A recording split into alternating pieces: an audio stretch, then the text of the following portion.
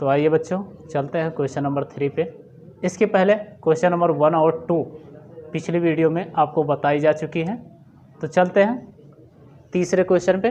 Question number 3 है, अभाज्य गुणनखंड विधि द्वारा निम्नलिखित पूर्णांकों के एलसीएम तथा एचसीएफ ज्ञात कीजिए। तो यहाँ पे क्या करना है, अभाज्य गुणनखंड विधि द्वारा निम्न संख्याओं का एलसीएम ज्ञात करना है तथा एचसीएफ ज्ञात करना है। तो यहाँ पे सबसे पहले क्वेश्चन को हम देखते हैं 12, 15 और 21 को, और इसका पहले हम एलसीएम और एचसीएफ निकालना आपको बताते हैं। तो पहला इसका है 12, 15 और 21। तो यहाँ पे हमें गुणनखंड विधि द्वारा निकालना है, इसलिए हम क्या करेंगे, गुणनखंड करेंगे यहाँ पे।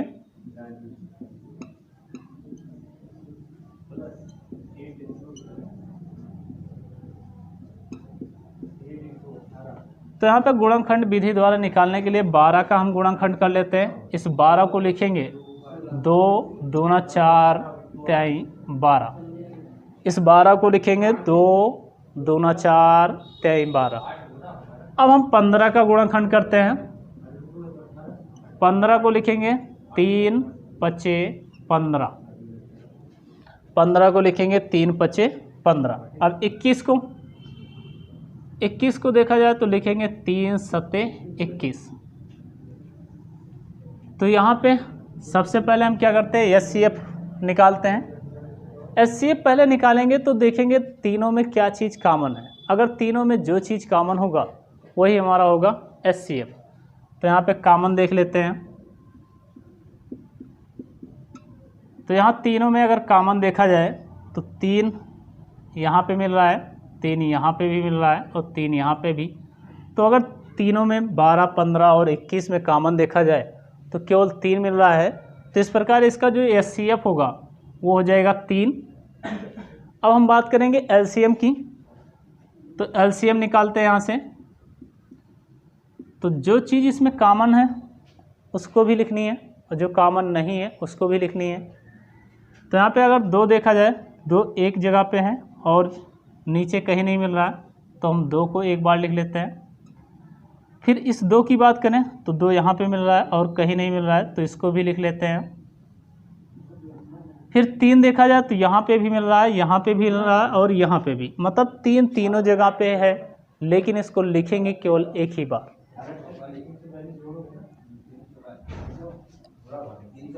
फिर उसके बाद 5 देखेंगे, 5 एक जगह है और कहीं पे नहीं है, तो 5 को लिख लेंगे। 7 वाला देखा जाए तो 7 वाला भी एक जगह है, तो हम 7 को भी एक बार लिख लेते हैं।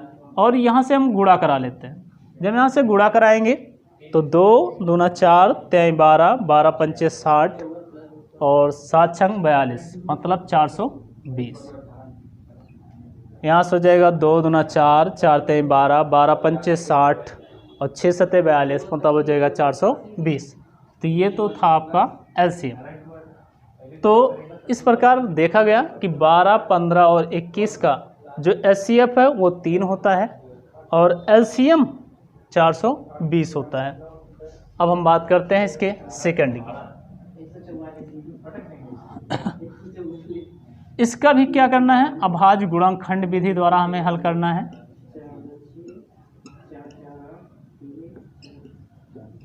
विधि द्वारा तो यहाँ पे पहले 17 का गुणनखंड करेंगे। तो 17 का अगर गुणनखंड किया जाए तो हम 1 गुणे 17 लिख सकते हैं, 1 गुणे 17 लिख सकते हो या केवल 17 लिख सकते हो। 23 का गुणनखंड करोगे 1 गुणे 23 लिख सकते हो। 29 का गुणनखंड करें तो 1 गुणे 29 लिख सकते हैं। तो यहाँ से सबसे पहले अगर हम बात करें एचसीएफ की, तो अगर एचसीएफ की बात करें तो तीनों में क्या चीज़ कॉमन है, तो हम देख रहे हैं कि 1 तीनों में मिल रहा है। तो अगर 1 तीनों में मिल रहा है तो इसका मतलब हुआ कि एचसीएफ हमारा क्या हो जाएगा, 1 हो जाएगा। तो यहाँ पे एचसीएफ 1 हो गया। उसके बाद हम एलसीएम की बात करते हैं। तो एलसीएम हो जाएगा, 1 तीनों मिल रहा है, एक बार लिखेंगे। फिर 17 गुणे 23 गुणे 29। तो यहाँ पे हम क्या करेंगे, इन तीनों का गुणनफल कर लेंगे।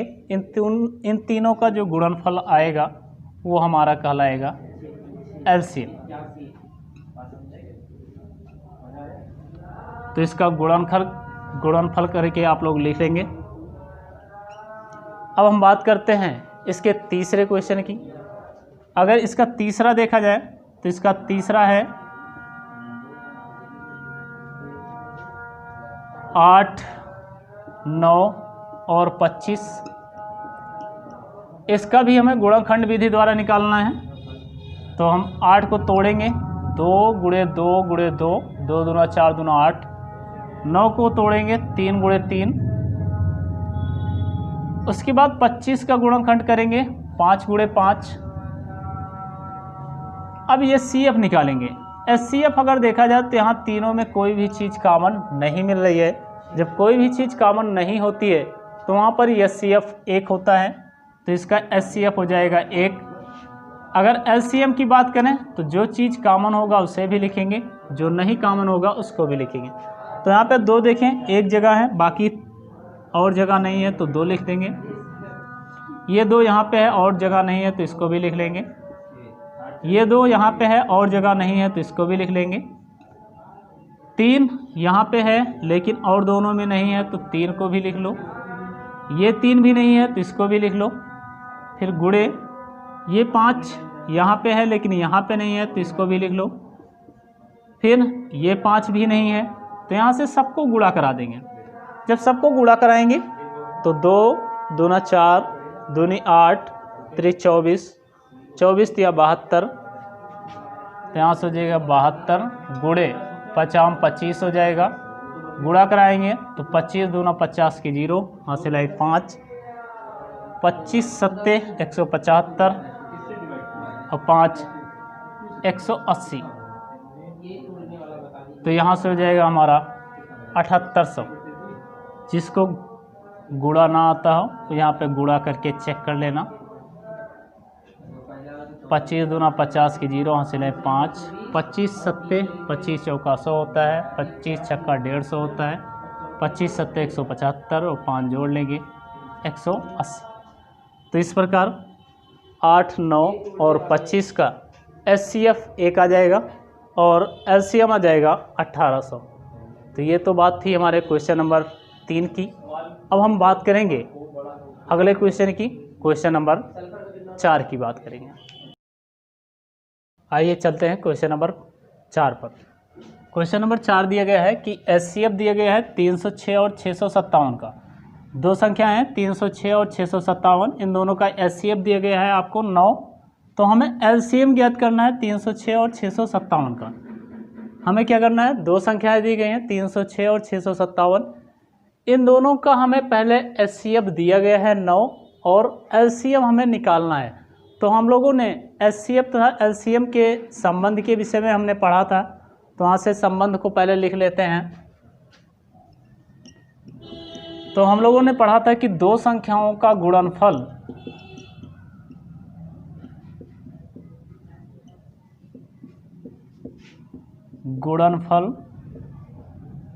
बराबर LCM गुणे SCF, इतना हमने पढ़ा था।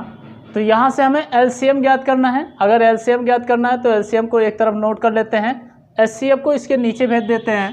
तो यहाँ से LCM बराबर हो जाएगा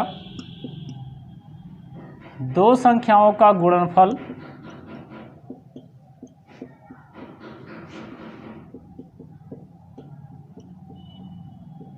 बटे में HCF। तो अब यहाँ से देखा जाए तो हमें दो संख्याएं दी गई हैं, एक संख्या है 306, दूसरी है 657। इन दोनों को यहाँ पे क्या करते हैं, गुणा करते हैं। तो यहाँ से हो जाएगा 306 गुणे 657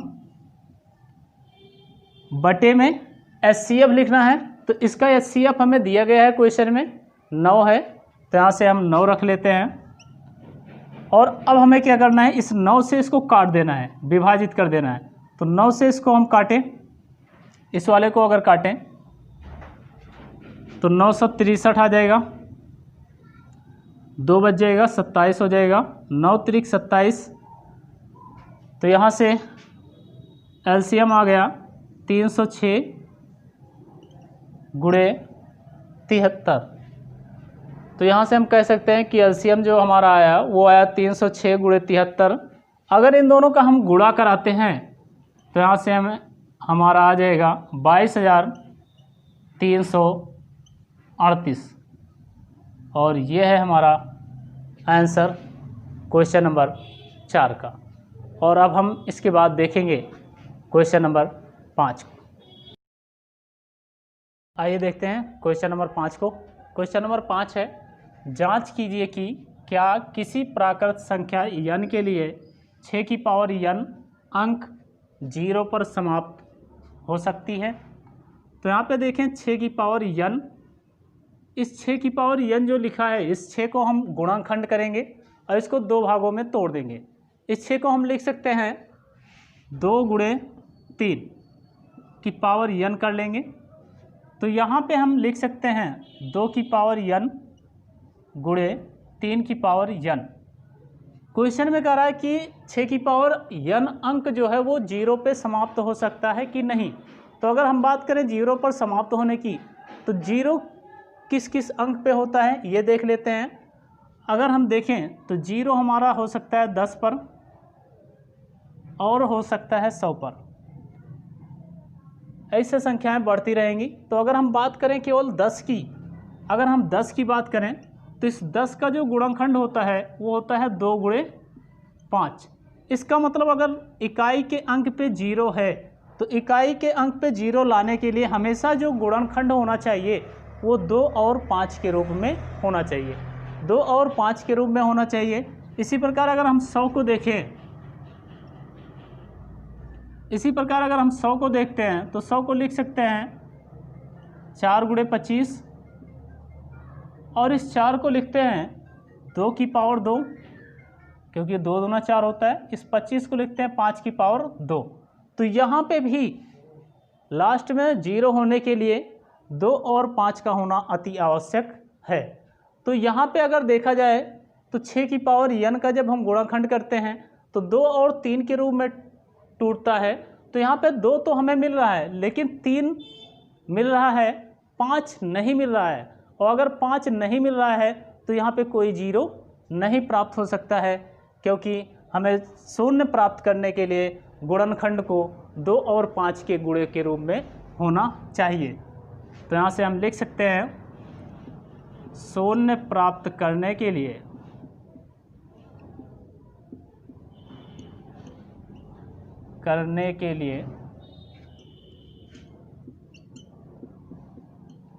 संख्या का गुणनखंड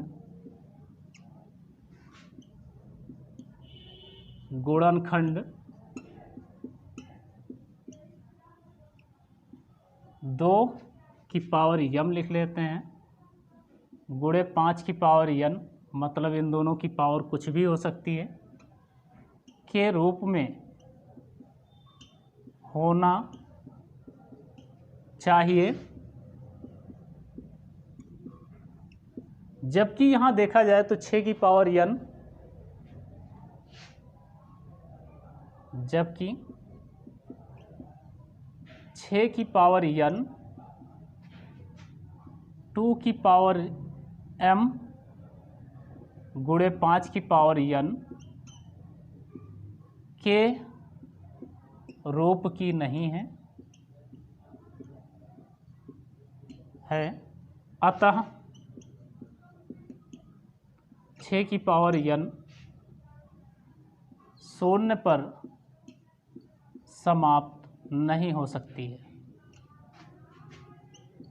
नहीं हो सकती है।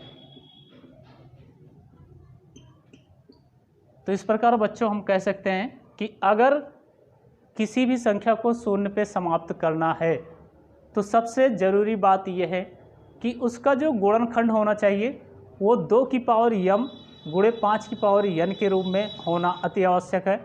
अगर 2 और 5 के गुणनफल के रूप में नहीं होगा तो कभी भी शून्य नहीं बन सकता है। तो इस प्रकार हम कह सकते हैं कि जो 6 की पावर n है वो कभी भी शून्य पर समाप्त नहीं हो सकती है। तो ये तो था हमारा क्वेश्चन नंबर 5। अब हम बात करेंगे क्वेश्चन नंबर 6 की। आइए बच्चों देखते हैं क्वेश्चन नंबर 6 को। क्वेश्चन नंबर 6 का रहा है, व्याख्या कीजिए कि 7 × 11 × 13 + 13 और 7 × 6 × 5 × 4 × 3 × 2 × 1 + 5 भाज्य संख्याएं क्यों है। तो अगर भाज्य संख्याओं की बात की जाए तो अगर कोई भी संख्या होती है, अगर उसके 2 या 2 से अधिक गुणनखंड होते हैं तो उन्हें हम कहते हैं भाज्य संख्याएं। तो यहाँ पे चेक कर लेते हैं कि इसके 2 या 2 से अधिक गुणनखंड हैं या नहीं हैं। तो पहला चेक करते हैं, 7 × 11 × 13 + 13। तो यहाँ से देखा जाए तो दोनों में 13 दिख रहा है। तो यहाँ से हम पहले क्या करेंगे, 13 को कॉमन कर लेंगे। यहाँ से जब हम 13 को कॉमन करेंगे तो यहाँ से हमें मिलेगा 7 × 11 × 1 + 1। अब यहाँ से हम गुणा करा के लिखेंगे, 13 गुणा कराएंगे 11 × 7 = 77। तो यहाँ से हो जाएगा 77 + 1। तो यहाँ से हो जाएगा 13 × 77 में 1 जोड़ेंगे 78 आ जाएगा। और 78 को अगर तोड़े तो 13 × 6 = 78 होता है। तो यहाँ से 13 × 6 कर सकते हैं। तो अगर किसी भी संख्या के 2 या 2 से अधिक गुणनखंड होते हैं तो वो संख्या भाज्य संख्या कहलाती है। तो यहाँ पे देखा जाए तो इसके 2 से अधिक गुणनखंड हैं, अतः हम कह सकते हैं कि जो संख्या है हमारी संख्या 7 × 11 × 13 + 13 भाज्य संख्या है।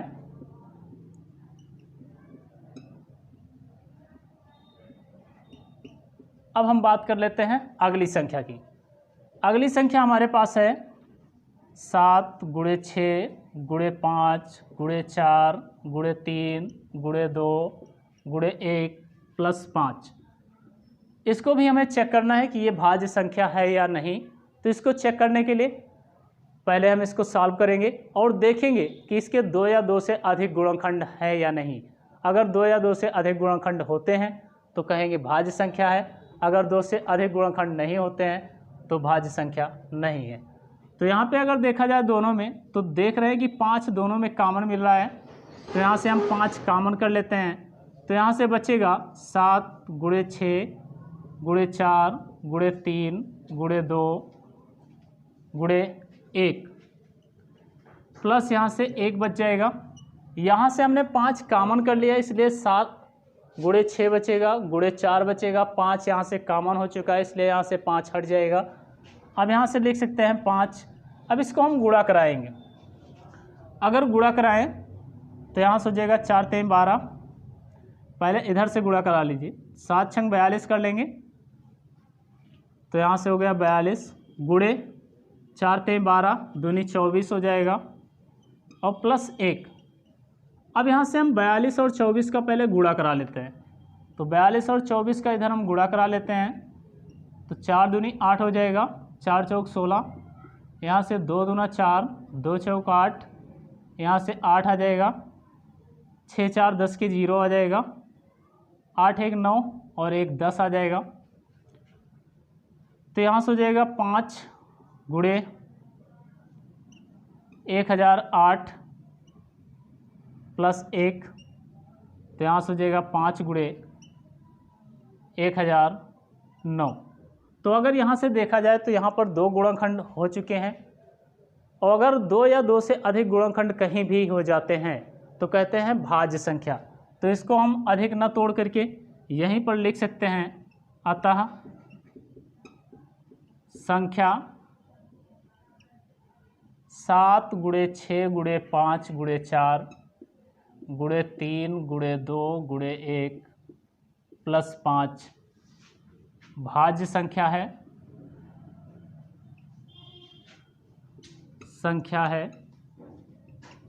क्योंकि इसके 2 या 2 से अधिक गुणनखंड हो सकते हैं, और जब किसी भी संख्या के 2 या 2 से अधिक गुणनखंड हो सकते हैं तो वो होती है हमारी भाज्य संख्या। तो ये तो था हमारा क्वेश्चन नंबर 6। अब हम बात करेंगे क्वेश्चन नंबर 7 की।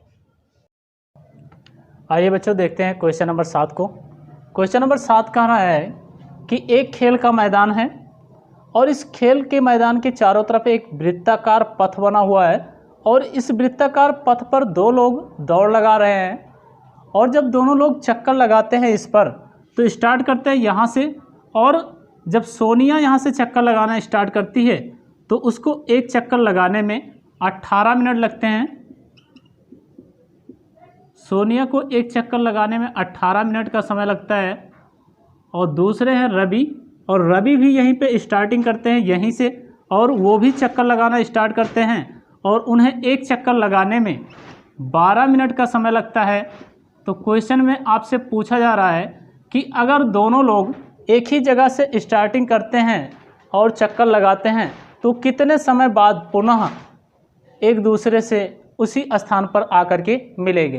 तो इस तरह के क्वेश्चन कहीं भी अगर होंगे तो हमें क्या करना होता है, उन क्वेश्चनों का केवल एलसीएम निकालना होता है। तो यहाँ पे जो 18 मिनट और 12 मिनट दिए गए हैं, इन्हीं दोनों का हम एलसीएम निकाल लेंगे। तो यहाँ से 18 और 12 का हम एलसीएम निकालेंगे, तो हम गुणनखंड विधि से यहाँ से हम एलसीएम निकाल लेते हैं।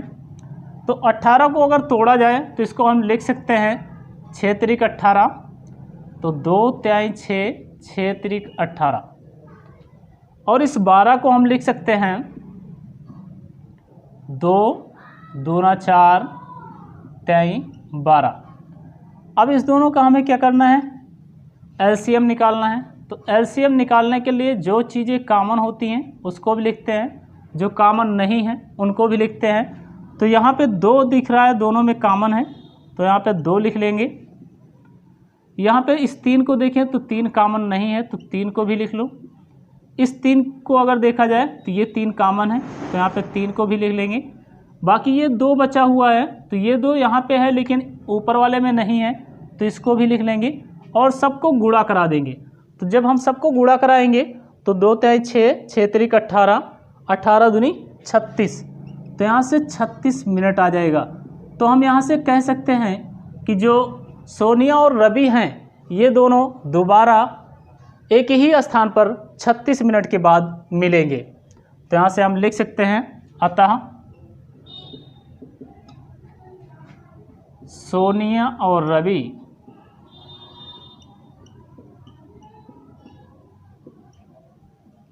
दोबारा एक ही स्थान पर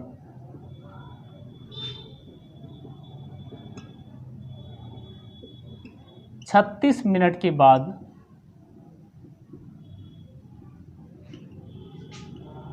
मिल सकते हैं।